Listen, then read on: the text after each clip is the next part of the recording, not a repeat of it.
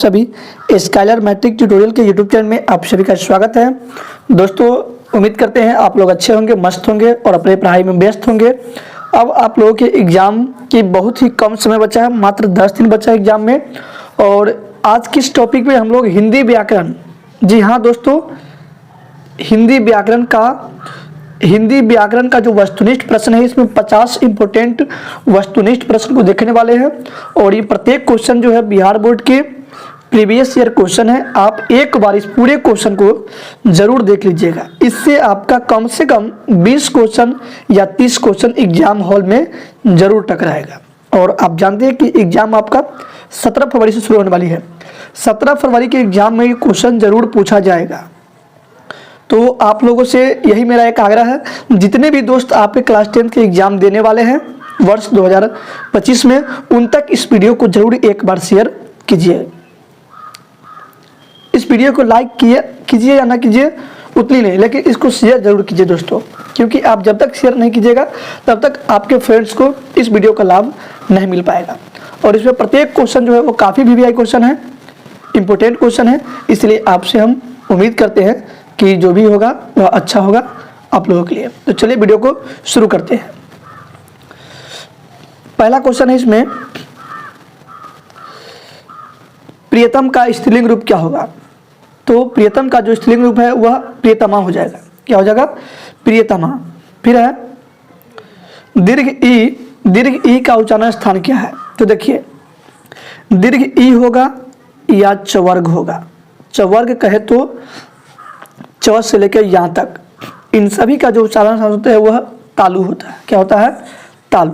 ठीक है, तो दीर्घ ई, हर्ष ई, य, तलाबे स, उसके बाद चवर्ग, इन सभी का जो उच्चारण है वह मुख के तालु से बोला जाता है। तीसरा क्वेश्चन है,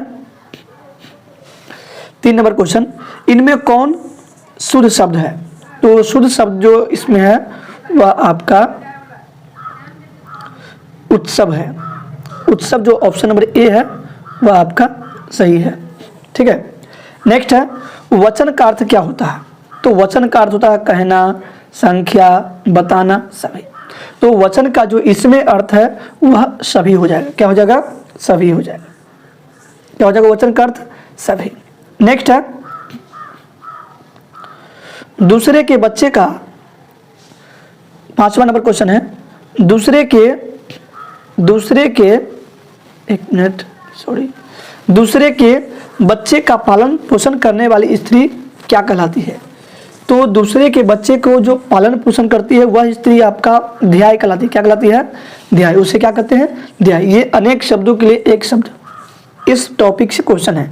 इस क्वेश्चन में यानी ये जो वीडियो है उसमें ग्रामर के प्रत्येक चैप्टर से क्वेश्चन को उठाया गया है, इसलिए आप इसको एक बार जरूर फुल वॉच कीजिए। और जब आप फुल वॉच करते हैं तो अपने दोस्तों के साथ एक बार शेयर जरूर कीजिएगा। नेक्स्ट है, वह घर से बाहर गया। वह घर से बाहर गया, इसमें कौन सा कारक है? तो जब कोई व्यक्ति कहीं चीज से अलग होता है, किसी चीज से अलग होगा, उस सेंस में अपादान कारक का प्रयोग किया जाता है। किस कारक का प्रयोग करते हैं? अपादान कारक। और अपादान कारक और संस्कृत में आप पढ़ते हैं पंचमी विभक्ति अपादाने पंचमी। जैसे वह हिमालय से, जैसे गंगा हिमालय से निकलती है, तो कैसे निकलती है? हिमालय को लेकर या छोड़कर। तो अलग होने के सेंस में जब कोई वस्तु किसी चीज से अलग होगा तो उस चीज में क्या लग जाएगा? अपादान कारक यानी पंचमी विभक्ति लगेगा। नेक्स्ट है, अनुवाद शब्द में कौन सा उपसर्ग है? उपसर्ग जानते होइएगा जो शब्द के पहले लगता होगा, वह शब्दांश जो किसी शब्द के पहले लगे उसे क्या कहते हैं? उपसर्ग कहते हैं। क्या कहते हैं उसको? उपसर्ग। तो ध्यान रखिएगा कि वह शब्दांश जो किसी शब्द के पहले लगे उसे क्या कहते हैं? तो उसे कहा जाता है, क्या कहते हैं उसको? उसे कहते हैं उपसर्ग। ठीक है, उसे क्या कहा जाता है? उपसर्ग कहते हैं। तो वह शब्दांश जो किसी शब्द के अंत में लगे उसे कहते हैं प्रत्यय। क्या कहा जाता है उसको? प्रत्यय कहा जाता है। क्या कहते हैं उसको? प्रत्यय। यानी जो शब्द के अंत में लगे उसे कहते हैं प्रत्यय। जैसे बुढ़ापा, बुढ़ापा में क्या हो जाएगा? पा प्रत्यय। क्या हो जाएगा? पा। उसी प्रकार गवैया, तो इया यानी पढ़ते होंगे इंग्लिश में एक सफिक्स और एक प्रीफिक्स। क्या पढ़ते हैं? एक सफिक्स और एक प्रीफिक्स पढ़ते हैं। ठीक उसी प्रकार आपसे क्वेश्चन पूछा गया 7 नंबर क्वेश्चन कि अनुवाद शब्द में कौन सा उपसर्ग है? उपसर्ग कहे तो सफिक्स और प्रत्यय कहे तो प्रफिक्स। तो उपसर्ग किसको कहते हैं? जो शब्द के अंत शुरू में लगता है, जो शब्द के पहले लगेगा स्टार्टिंग में उसे क्या बोलते हैं? उपसर्ग। और जो शब्द के अंत में लगे उसे क्या बोलते हैं? प्रत्यय। तो यहाँ अनुवाद शब्द में कौन सा शब्द हो जाएगा? उपसर्ग। तो अनु हो जाएगा। क्या हो जाएगा? अनु। नेक्स्ट है विज्ञान में कौन सा प्रत्यय है? विज्ञान शब्द में कौन सा प्रत्यय है? मैं आपको अभी जस्ट बताया हूँ कि प्रत्यय किसको बोलते हैं। तो प्रत्यय शब्द के उस अंश को कहते हैं, प्रत्यय शब्द के उस अंश को कहते हैं जो किसी शब्द के अंत में लगता है। तो विज्ञान में जो हो जाएगा वह आन हो जाएगा। क्या हो जाएगा? आन। नेक्स्ट क्वेश्चन है इनमें कौन पक्षी शब्द का पर्यायवाची शब्द है? तो पक्षी का जो पर्यायवाची शब्द है वह परिंदा होता है। क्या होता है? परिंदा।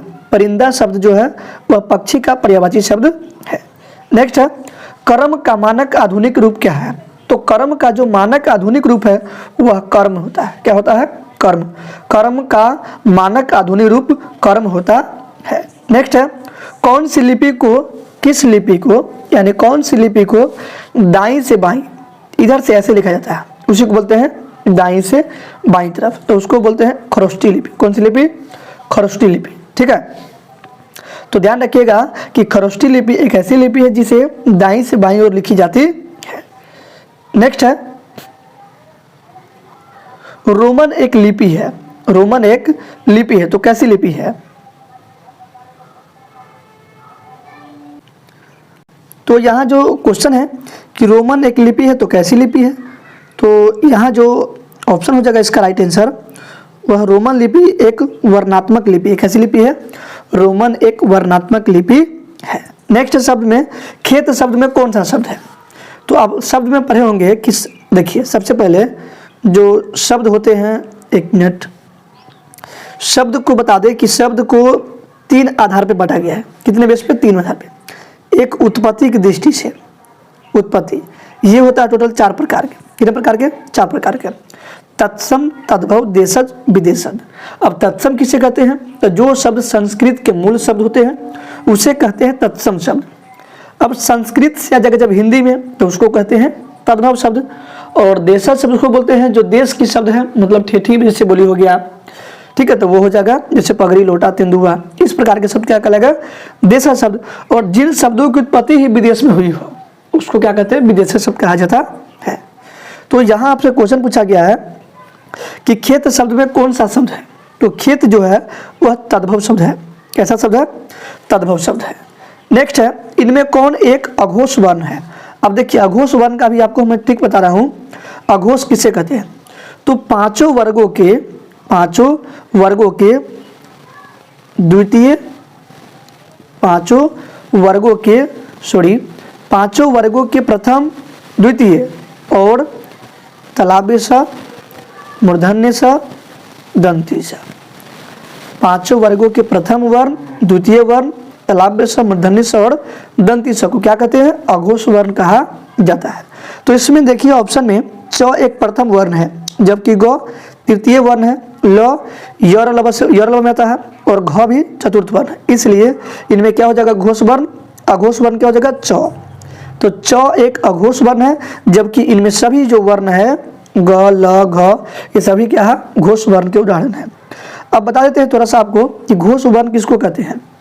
तो पांचों वर्गों के तृतीय, चतुर्थ, पंचम, पांचों वर्गों के तृतीय, चतुर्थ, पंचम, उसके अलावा य, र, ल, व और ह।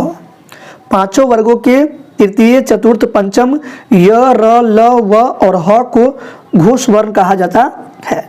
इसी प्रकार आप पढ़ते होंगे ग्रामर में एक होता है अल्प प्राण। अल्प प्राण किसको बोलते हैं? तो पांचों वर्गों के प्रथम, तृतीय, पंचम, पांचों वर्गों के प्रथम, तृतीय, पंचम, उसके अलावा य, र, ल और व। पांचों वर्गों के प्रथम, तृतीय, पंचम, य, र, ल और व को क्या कहते हैं? अल्प प्राण व्यंजन वर्ण कहा जाता है। उसी प्रकार अब देखते हैं महाप्राण व्यंजन वर्ण। प्राण। तो महाप्राण में क्या होता है, पांचों वर्गों के द्वितीय चतुर्थ प्लस य र ल सॉरी पांचों वर्गों के द्वितीय चतुर्थ तथा तालव्य स, मूर्धन्य स, दंती स और ह, ये सब क्या कहलाते हैं, अल्प प्राण महाप्राण व्यंजन वर्ण कहलाते हैं। चलिए अगले क्वेश्चन की हम बात कर लेते हैं। तो अगला जो क्वेश्चन है ध्यान दीजिएगा, सिद्धांत शब्द में कौन सा शब्द है। तो सिद्धांत जो शब्द है, यह एक सिद्धांत जो शब्द है वह कैसा शब्द है, सिद्धांत जो शब्द है वह तत्सम शब्द का उदाहरण है। किस शब्द का उदाहरण है, सिद्धांत जो शब्द है वह तत्सम शब्दों के उदाहरण है। किन शब्दों के हैं, तत्सम शब्दों के। नेक्स्ट है, हिंदी में शब्दों का लिंग निर्धारण किससे होता है। तो आप पढ़े होंगे संज्ञा को, ठीक है, तो इसका क्या हो जाएगा, राइट आंसर संज्ञा। हिंदी में शब्दों का जो लिंग निर्धारण है वह संज्ञा से किया जाता है। अब संज्ञा से टॉपिक है तो संज्ञा के बारे में थोड़ा सा बता देते हैं। संज्ञा के टोटल 5 भेद है। कितने भेद है, 5 भेद है। पहला व्यक्तिवाचक संज्ञा, जातिवाचक संज्ञा, भाववाचक संज्ञा, समूहवाचक संज्ञा और द्रव्यवाचक संज्ञा। व्यक्तिवाचक, जातिवाचक, भाववाचक, समूहवाचक और द्रव्यवाचक। अब व्यक्तिवाचक क्या है, तो जो जिस शब्द से किसी खास व्यक्ति, वस्तु, स्थान इत्यादि का बोध होगा उसे क्या बोलते हैं, व्यक्तिवाचक संज्ञा कहा जाता है। ठीक उसी प्रकार जातिवाचक संज्ञा, जिस संज्ञा से अथवा जिस नाम से पूरे जाति अथवा श्रेणी का बोध होगा उसे क्या बोलते हैं, जातिवाचक संज्ञा कहा जाता है। उसके बाद भाववाचक संज्ञा है, तो जिस संज्ञा से क्या कर सकते हैं, अनुभव करते हैं, क्या करते हैं, विचार को अनुभव करते हैं, मतलब इसमें महसूस किया जाता है, इसे देखा नहीं जाएगा, तब उसे क्या बोलते हैं, भाववाचक संज्ञा। उसके बाद होता है समूहवाचक संज्ञा, जिससे समूह अथवा समुदाय का बोध होगा। क्या होगा, पूरे ग्रुप का बोध होगा। इसका बोध होगा, पूरे ग्रुप का बोध होगा, उसे क्या बोलते हैं, समूहवाचक संज्ञा कहा जाता है। जैसे भीड़, सेना, गुच्छा, ठीक है, इस प्रकार से शब्द जो आएगा वह भाववाचक संज्ञा होती है। ठीक उसी प्रकार अगला लास्ट जो संज्ञा के प्रकार है वह द्रव्यवाचक संज्ञा है। तो जिस सर्वनाम को हम लोग नाप तोल सकते हैं, गिन नहीं सकते हैं, जैसे धान, गेहूं, मक्का, ठीक है, जल, तेल, घी, इस प्रकार के जो शब्द होगा वह आपका द्रव्यवाचक संज्ञा के उदाहरण होते हैं। आई होप आप समझ गए होंगे। चलिए अब नेक्स्ट क्वेश्चन है आपका 17 नंबर प्रश्न है, इनमें कौन संज्ञा का उदाहरण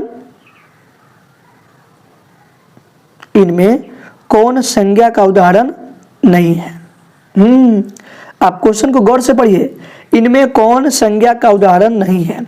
देखिए, सुंदरी भाववाचक संज्ञा, मानव संज्ञा, पटना स्थान है संज्ञा है, जबकि वह एक संज्ञा नहीं है, क्योंकि वह क्या है, सर्वनाम का बोध कर रहा है। इसका बोध कर रहा है, सर्वनाम का। आप जानते हैं कि सर्वनाम के टोटल 6 भेद होते हैं। कितने भेद होते हैं, 6 गो, ठीक है। चलिए अब नेक्स्ट क्वेश्चन की बात कर लेते हैं। आजकल भारतीय पहनावे बदल गए हैं, इस वाक्य में पहनावे शब्द में कौन सी संज्ञा है, कौन सी संज्ञा है।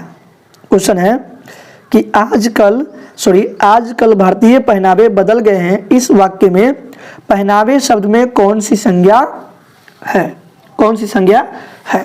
तो ये हो जाएगा जातिवाचक संज्ञा का उदाहरण। इसका हो जाएगा, इन वाक्य में जो पहनावा शब्द है वह पूरे, अब देखिए कुछ भी पहनेगा तो पूरे श्रेणी का बोध कर रहा है, इसलिए यह जातिवाचक संज्ञा का बोध कर रहा है। नेक्स्ट है, सोना शब्द का भाववाचक क्या होगा। सोना शब्द का भाववाचक, तो सोना शब्द का जो भाववाचक होता है वह शयन होता है। क्या होता है, शयन। ध्यान दीजिएगा, सोना शब्द का भाववाचक शयन होता है। और मैं आपको फिर से बता दूं कि प्रत्येक क्वेश्चन आपका PYQ क्वेश्चन है।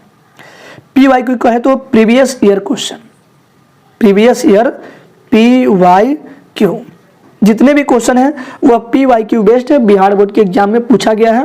प्रत्येक क्वेश्चन को आप किसी भी ईयर का क्वेश्चन को उठा के देखिएगा तो आप पता कर सकते हैं कि यह क्वेश्चन पूछा गया है। तो यहाँ क्वेश्चन था 19 नंबर कि सोना शब्द का भाववाचक क्या होगा, शयन हो जाएगा। देखिए यहाँ भी शयन लिखा हुआ है, यहाँ भी शयन, लेकिन जो शुद्ध शयन है वह ये वाला ऑप्शन नंबर B है। चलिए नेक्स्ट प्रश्न है, सचरित्रता किस मूल शब्द से बना है? सचरित्रता जो शब्द है वह किस मूल शब्द से बना है? तो सचरित्रता जो शब्द है वह चरित्र शब्दों से बना है। किससे बना है? चरित्र शब्दों से। जैसे सत जोड़ चरित्र, सत जोड़ चरित्र क्या होगा? सचरित्र। उसी प्रकार यहाँ जो शब्द है वह सचरित्रता वह चरित्र शब्दों से मिलकर बना हुआ है। नेक्स्ट है, इनमें कौन सा शब्द स्त्रीलिंग है? इनमें कौन सा शब्द स्त्रीलिंग है? तो बता दें आपको कि जो मृत्यु शब्द है वह स्त्रीलिंग है, बाकी सभी पुल्लिंग है। ठीक है, मैं संकल्प लेता हूँ, चक्रव्यूह, उत्साह, ये सभी क्या हो जाएंगे? पुल्लिंग शब्द होंगे। चलिए अगला है, लिखावट शब्द में कौन सा लिंग है?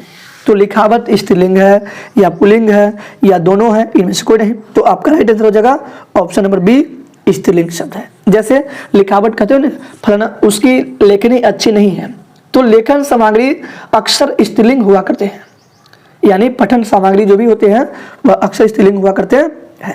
नेक्स्ट है, इनमें कौन से शब्द पुल्लिंग के उदाहरण है? इनमें कौन पुल्लिंग है? इनमें कौन क्या है? पुल्लिंग है। तो पुलिंदा जो शब्द है यहाँ, पुलिंदा, यह क्या है? पुल्लिंग के उदाहरण है। किसके उदाहरण है?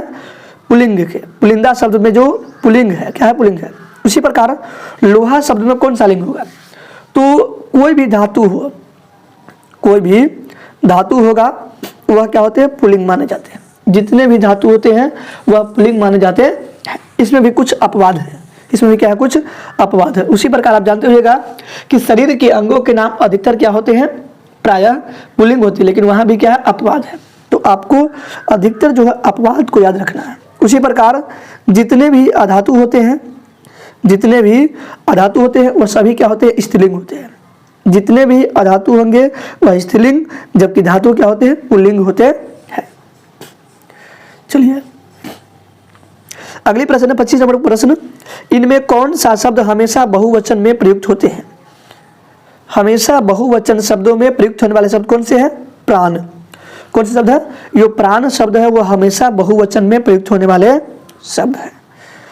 नेक्स्ट प्रश्न है, दादी बच्चों को बुला रही है। दादी बच्चों को बुला रही है, इनमें रेखांकित जो कारक का नाम बताना है। ये बच्चों को, इसमें किस कारक का बोध कर रहा है? तो दादी जो है वह बच्चों को बुला रही है, इसमें कर्म कारक का बोध कर रहा है। इसका बोध कर रहा है? कर्म कारक का। अब कहिएगा सर कैसे कर्म कारक का बोध कर रहा है? तो आप पूछिए ना, किसको बुला रही है? तब बच्चों को। और जब ये कहीं पे हमें कर्म मिले यानी ऑब्जेक्ट मिलेगा तो वह करता है कर्म कारक का बोध करता है। इसका बोध करता है? कर्म कारक का। फिर क्वेश्चन नंबर 27 है, लोग सांपों से बहुत डरते हैं। लोग सांपों से बहुत डरते हैं, इसमें रेखांकित कारक का नाम बताना है। इसमें भी कौन सा कारक है?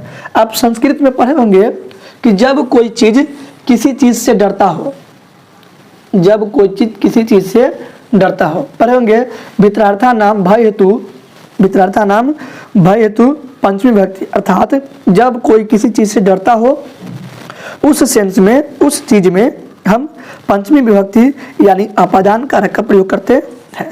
ठीक है, जैसे वह शाम से डरता है, वह बाघ से डरता है, ठीक है, वह उसे, ठीक है, उस पर जैसे मान लीजिए बच्चे शिक्षक से डरते हैं, तो किसे डरते हैं? शिक्षक से, तो शिक्षक में लगेगा अपादान कारक। ठीक है, चलिए नेक्स्ट प्रश्न है 28 नंबर, भूखे को भोजन दो। भूखे को भोजन दो, तो यहाँ पे दान देने का सेंस कर रहा है। और आप पढ़े होंगे कि दान देने के सेंस में हमेशा चतुर्थी विभक्ति का प्रयोग करते हैं, और यहाँ चतुर्थी विभक्ति जो है वह संप्रदान कारक है, और संप्रदान कारक में यहाँ जो र है वो छूट गया है। ठीक है, तो टाइपिंग मिस्टेक है।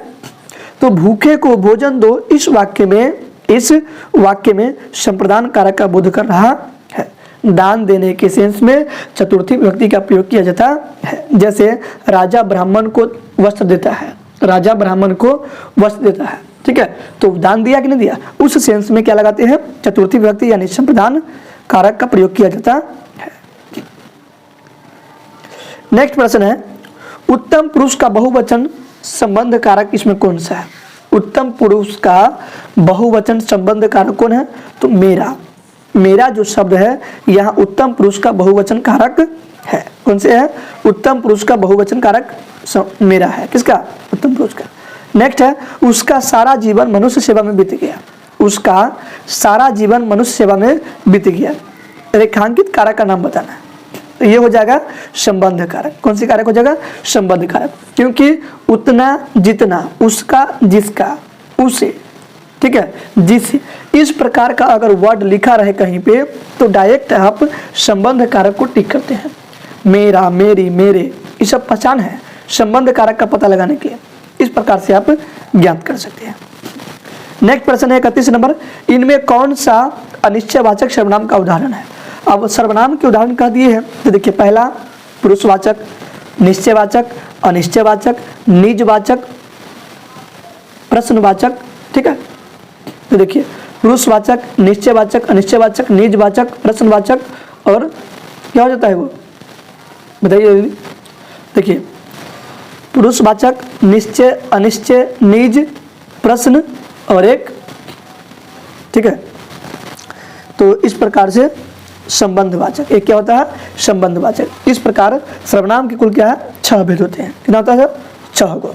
देखिए पुरुषवाचक, निश्चय, अनिश्चय, निज, संबंध और लास्ट क्या होता है? प्रश्नवाचक। आपसे क्या पूछा है?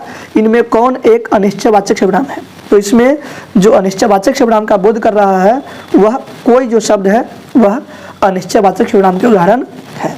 देखिए जो संबंधवाचक, वह पुरुषवाचक और कौन जो है, देखिए वह जो है यहाँ पे यह वह निश्चित का बोध कर रहा है, इसलिए वह निश्चयवाचक सर्वनाम का बोध करता है और कौन प्रश्नवाचक शब्द का बोध करता है। चलिए नेक्स्ट प्रश्न है, यह कविता मैंने लिखी है। यह कविता मैंने लिखी है, इस वाक्य में मैंने कौन सा सर्वनाम है? तो जब कोई काम करता स्वयं करता हो, जब किसी काम को करता स्वयं करता हो यानी अपने आप करता हो तो उसमें लगता है निजवाचक सर्वनाम। किसका बोध करता है? वो निजवाचक सर्वनाम का बोध करता है। नेक्स्ट है, पता नहीं राम को कैसे शक हो गया।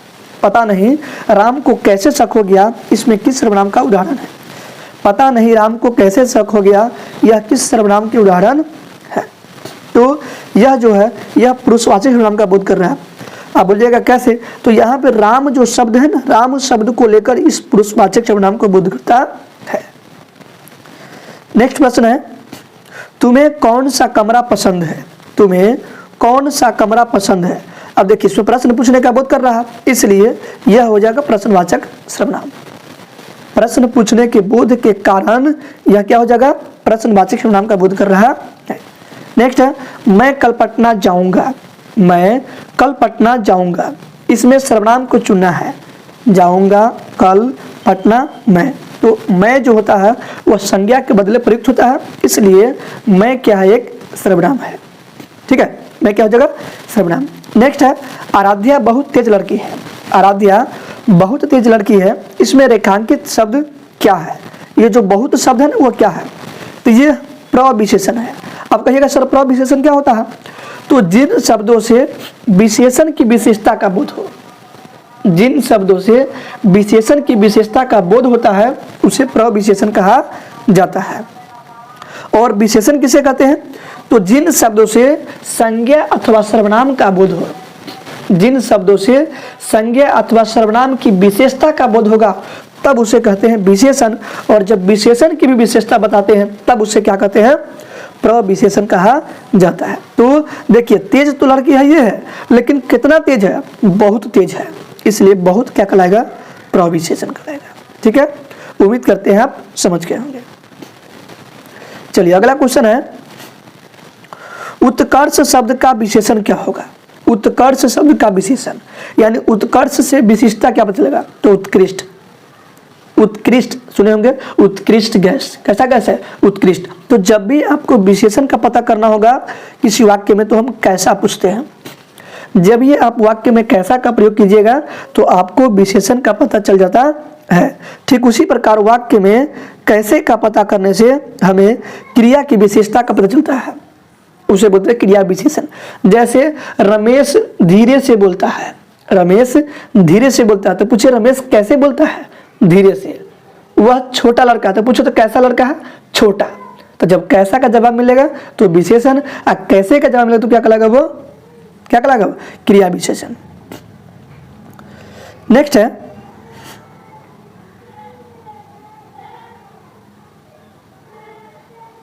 सॉरी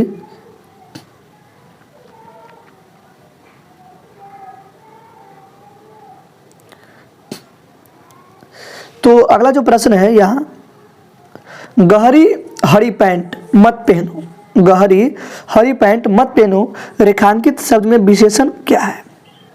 ठीक है, तो ये गहरी जो पैंट है वह विशेषता को बोध कर रहा है। देखिए हरा, पूछे कैसा पैंट है, हरा, लेकिन कैसन हरा पैंट है, गहरी, मतलब सबसे अधिक गहरा है, इसलिए ये जो गहरी शब्द है वह प्रविशेषण है। क्या है, प्रविशेषण। नेक्स्ट है किताब रखकर चले जाओ, किताब रखकर चले जाओ वाक्य में कौन सी क्रिया है। तो यह आज्ञा का बोध कर रहा है, यानी ऑर्डर दे रहा है, जैसे खाओ, जाओ, खेलो, कूदो, इस प्रकार के जो शब्द होगा वह आज्ञा सूचक शब्द होगा। कैसा हो जाएगा, आज्ञा सूचक। नेक्स्ट है कि भविष्यत काल के कितने भेद होते हैं, भविष्यत काल के कितने भेद होते हैं। तो अगर आप सरल हिंदी व्याकरण को देखते हैं तो वहाँ आप 2 प्रकार के पढ़े होंगे। कितने प्रकार के, 2 प्रकार के। लेकिन आप अगर नेट पे सर्च कीजिएगा तो आपको 3 प्रकार के नजर आएगा। और आप लोग इसे कितने प्रकार से जानते हैं कमेंट बॉक्स में जरूर बताइएगा। भविष्यत काल के कितने भेद होते हैं आप हमें कमेंट बॉक्स में जरूर बताइएगा। सरल हिंदी व्याकरण में 2 प्रकार के हैं, नेट पर 3 प्रकार के, कोनो व्याकरण ऐसे जिसमें 3 प्रकार के हैं। और आप लोग इसके बारे में क्या जानते हैं, अपना राय कमेंट बॉक्स में जरूर बताइएगा। ठीक है, चलिए नेक्स्ट प्रश्न है, इनमें निम्न विकल्पों में से सकर्मक क्रिया का चयन कर रहा है। सकर्मक क्रिया कहते किसको है, जिससे ऑब्जेक्ट मिलेगा, जिसमें क्या होगा, ऑब्जेक्ट, अर्थात जिस क्रिया का फल कर्म पर पड़ेगा उसे क्या बोलते हैं, सकर्मक क्रिया। जिसमें ऑब्जेक्ट हुआ, जैसे मैं खाता हूं तो क्या खाता हूं पता नहीं, लेकिन मैं कहूंगा कि मैं आम खाता हूं, क्या खाता हूं, आम। तो जब क्या अथवा किसको का जवाब मिलेगा तो वह कहलाएगा सकर्मक क्रिया। और जब क्या या किसको का जवाब जब नहीं मिलेगा तो क्या कहलाएगा, अकर्मक क्रिया। जैसे सीता गई, कहाँ गई पता नहीं, सीता गीता के साथ गई, यहाँ भी नहीं। रोहन राम को पीटता है, तो पूछे किसको पीटता है, राम को, इसलिए यह कहलाएगा सकर्मक क्रिया। तो यहाँ कुछ शब्द है जिसमें सकर्मक क्रिया का मिलान करना है। लेटना, पूछो क्या लेटा पता नहीं, छूटना, क्या छूटा पता नहीं, पिघलना, क्या पिघला, बर्फ, जैसे बर्फ पिघल गया, पूछो क्या पिघल गया, बर्फ। इसलिए यहाँ जो पिघलना शब्द है वह सकर्मक क्रिया का बोध कर रहा है। नेक्स्ट प्रश्न है, निस्तेज शब्द में कौन सा उपसर्ग है। निस्तेज शब्द में तो इसको लिखते हैं निह जोर तेज, निह जोर तेज। और यह व्यंजन संधि विसर्ग संधि का उदाहरण है। कौन है, विसर्ग संधि का उदाहरण है कौन, निस्तेज। इसलिए यहाँ पे जो निस्तेज शब्द है वह इसमें क्या हो जाएगा, उपसर्ग में निस जोर तेज, क्या हो जाएगा, निस जोर तेज। नेक्स्ट है राकेश का संधि क्या होगा, राकेश, तो ये हो जाएगा राका जोड़ इस, राका जोड़ इस। यह एक गुण संधि का उदाहरण है। किस संधि का उदाहरण है, गुण संधि का। बता दें कि संधि टोटल 3 प्रकार के, कितने प्रकार के, 3 प्रकार के, स्वर संधि, व्यंजन संधि और विसर्ग संधि। स्वर संधि के टोटल 5 प्रकार होते हैं। कितने प्रकार होते हैं, 5 प्रकार के। देखिए दीर्घ, गुण, वृद्धि, यन, आयादी। दीर्घ, गुण, वृद्धि, यन और आयादी, ये 5 प्रकार के होते हैं स्वर संधि, जिसमें स्वर वर्ण का ही केवल मेल होता है। ठीक है, उसे कहते हैं स्वर संधि। जिसमें स्वर और व्यंजन दोनों का मेल होगा उसको बोलते हैं व्यंजन संधि। ठीक है, क्या कहते हैं उसको, व्यंजन संधि। चलिए अगला क्वेश्चन है, महात्मा शब्द किस समास का उदाहरण है। तो महात्मा शब्द में कर्मधारय समास है। कौन समास है, कर्मधारय समास। देखिए इसमें विशेषण और विशेष्य होगा। समास का 6 प्रकार देखिए होगा।